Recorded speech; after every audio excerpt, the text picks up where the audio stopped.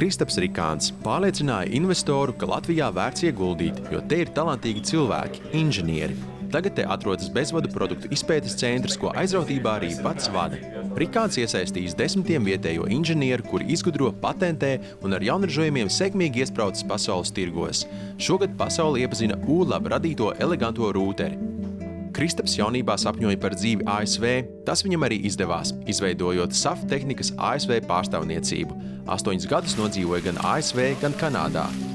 Kad bija pa īstam iekārtojies, sapratis, ka Amerika ir fantastiska valsts, lai gūtu darbu pieredzi, mācītos, ceļotu, bet nebūtu nav labākā vieta, kur dzīvot.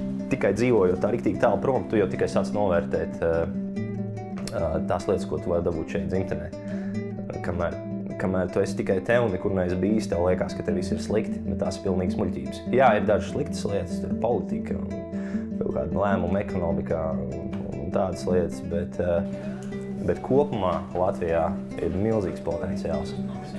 Tik strateģiski, ar tādu atrašanās vietu strateģiski labu, ar tādu potenciālu cilvēkos un smadzenēs. Tas, ko var paveikt šeit, teorētiski ir nesalīdzināms ar daudzām citām valstīm. Lielas investīcijas, momentā pasaules tirgu un izaicinājumu veidot inženieru komandu šeit uz vietas Rīgā.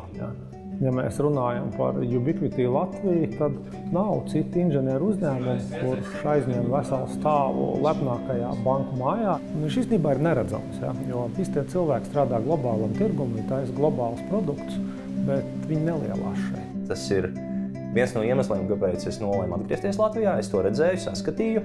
Es to ideju pratu pārdot cilvēkiem Amerikā, ka Latvija ir iespēja zeme, nevis otrādi, Amerika ir iespēja zeme. Un tā man izdevās piesaistīt šo te kompāniju un investēt Latvijā un izveidot ULabs, Ubiquity Networks Latvijas, tā kā meitas uzņēmumu. Tas lielais mērķis ir parādīt pasaulē, parādīt Latvijai, ka šeit var darīt lielas lietas, var radīt fantastiskus produktus.